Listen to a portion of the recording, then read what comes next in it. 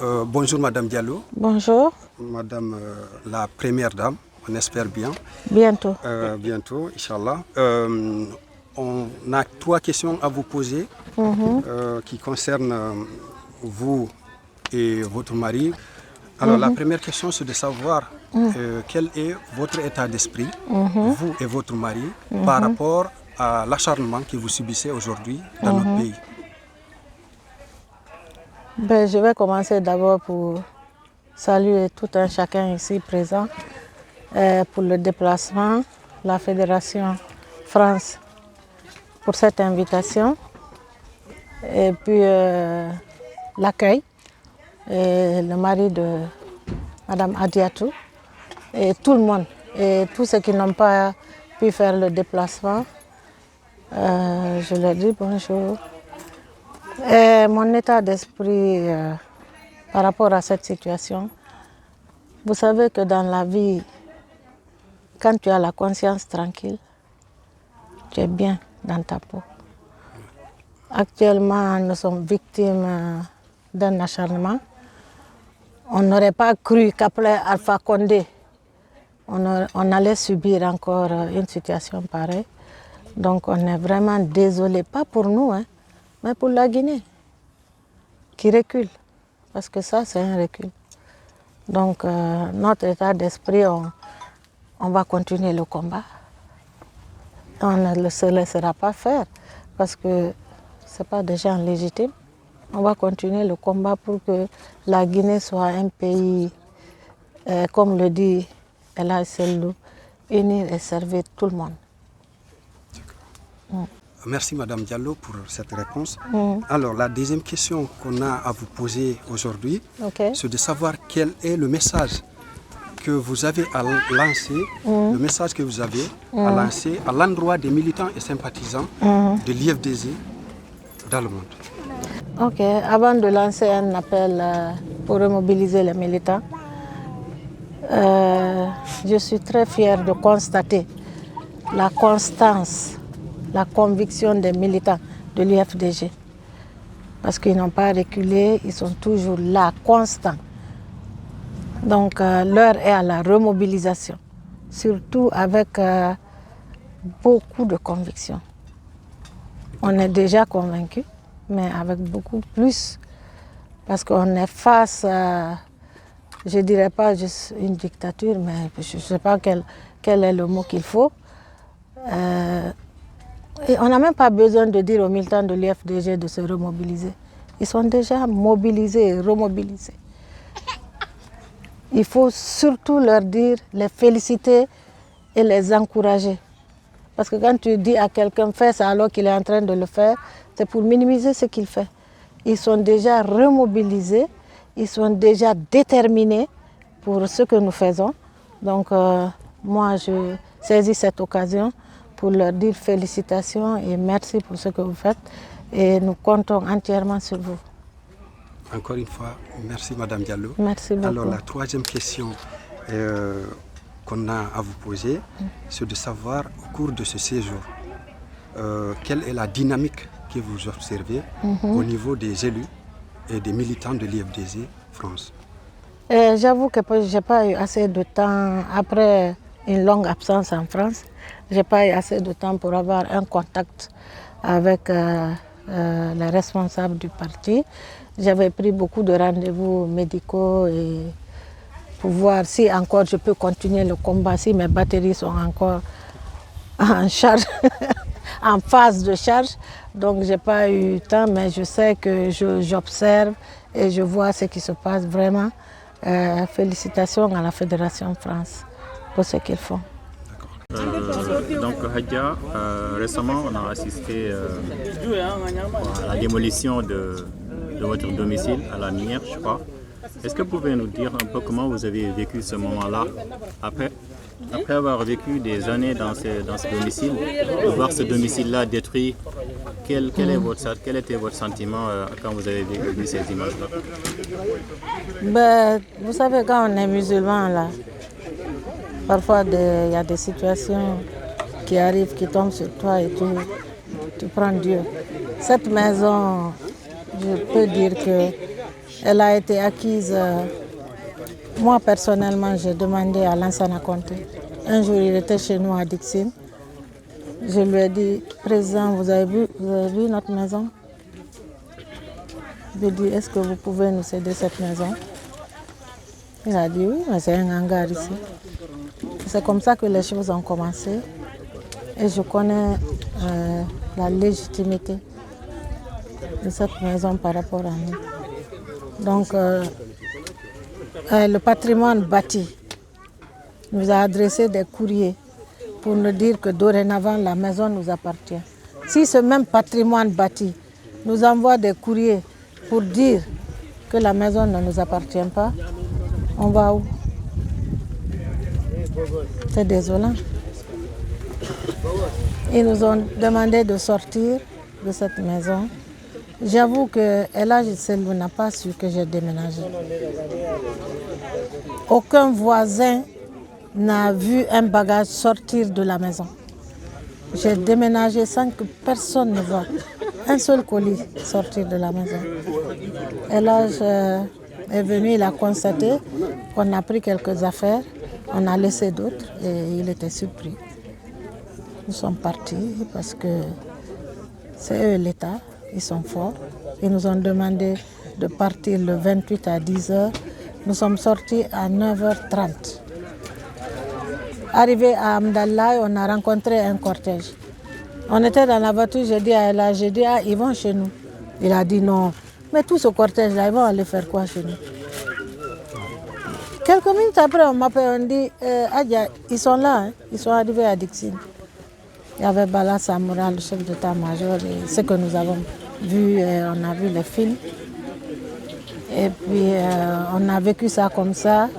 Et puis, on a eu le soutien de tout le monde. Si je dis tout le monde, c'est tout le monde.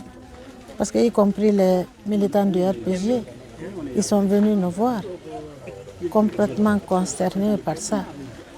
Quelques jours après, on voit la maison détruite, alors que le dossier est pendant à la justice. Donc c'est tout ça que j'ai dit tout à l'heure, j'ai dit notre pays il recule complètement. Donc moi particulièrement, ça m'a fait mal, mais je suis forte. Je tiens. Je tiens. Peut-être une dernière question, si on peut se permettre par rapport à la récente convocation de M. Dalin à la crière. Quel est votre avis? Bon, je ne sais pas, c'est aux avocats et à M. Dalin de décider, mais je ne sais pas. Il a les mêmes propres. Je sais qu'il a les mêmes propres. Parce que je suis la plus proche pour savoir s'il a les mêmes propres. Madame Diallo, vous avez quelque chose à rajouter? Je voudrais dire particulièrement merci aux femmes. Vous savez que les femmes, elles sont capables, je ne dis pas plus que vous, mais elles sont très très capables. Je voudrais leur dire que j'ai une pensée particulière à elles et que je leur dis merci pour leur combat. Je les suis à distance et ça me remotive, moi. Ça me donne de la force pour mener le combat, ce combat noble que nous sommes en train de faire. Merci Madame Diallo Je vous en prie. pour ces réponses. Je vous en prie. Et nous vous souhaitons un bon séjour en Merci France. beaucoup. Merci. Merci. Oui, bonjour tout le monde. On vous remercie d'être là. On remercie Adja Alimatou Dalin de nous avoir rendu visite aujourd'hui.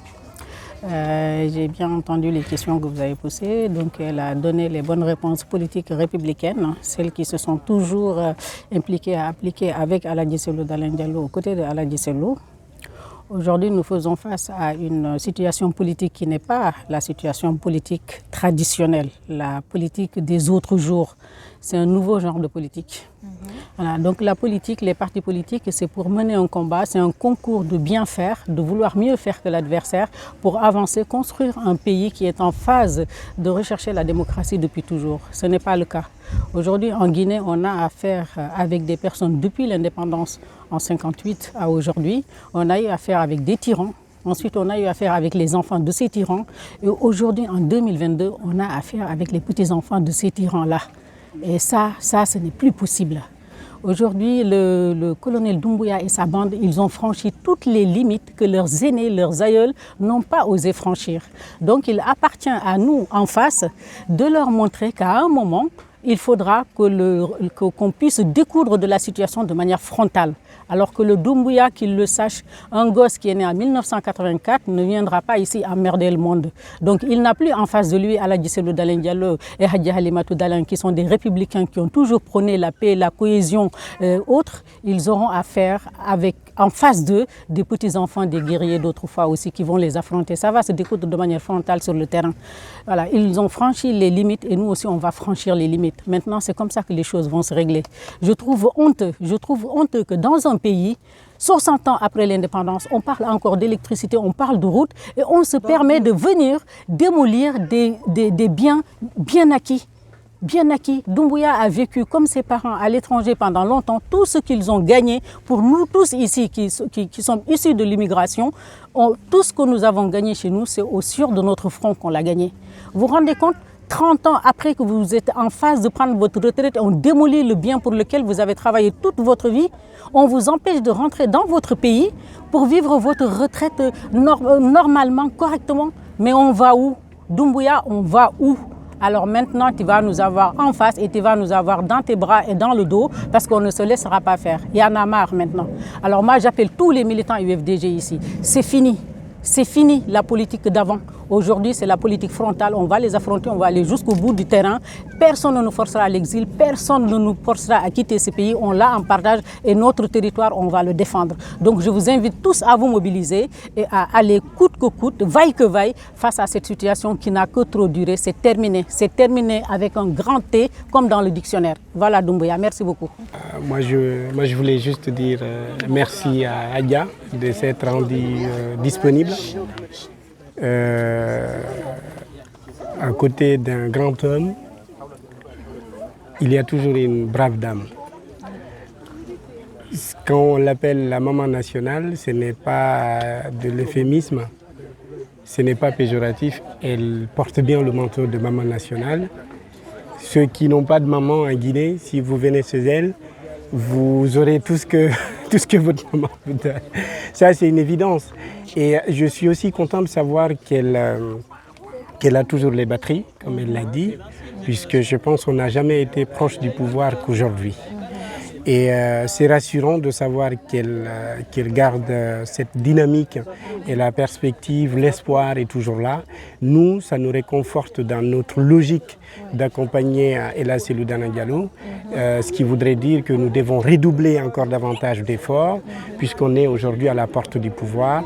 C'est normal que nous ayons certains obstacles, mais je crois que Alpha Condé en est le premier à savoir que l'IFDG est un parti politique aussi fort de telle sorte que quand vous le bousculez, vous partirez. Je pense que tous les régimes qui ont essayé de bousculer l'IFDG, puisqu'on est un parti qui est organisé, un parti qui en croit à son leader, nous avons toujours eu raison et l'histoire nous donnera encore davantage de raison. Moi, je demande à tout le monde de resserrer les rangs, encore une fois, derrière le président Cellou, et parce que cet homme que nous connaissons, nous avons la ferme conviction et le ferme espoir qu'il changera les choses en Guinée. La justice retrouvera son chemin, la véritable boussole. Cellou Dalein l'appliquera. Et nous souhaitons bon séjour à Adja et nous les remercions encore une fois de plus. Elle et toute sa délégation et nous referons ces rencontres-là à chaque fois qu'elle sera à Paris pour qu'elle puisse communier avec vous tous, avec les militants et les sympathisants. Merci en tout cas infiniment. Merci d'être venus tous. Merci à vous et merci à l'hôpital. Pour ce que vous faites aussi. Merci vous ne le beaucoup. faites pas pour Ella Cellou, mais vous le faites pour votre pays. Tout à fait. Merci en tout cas.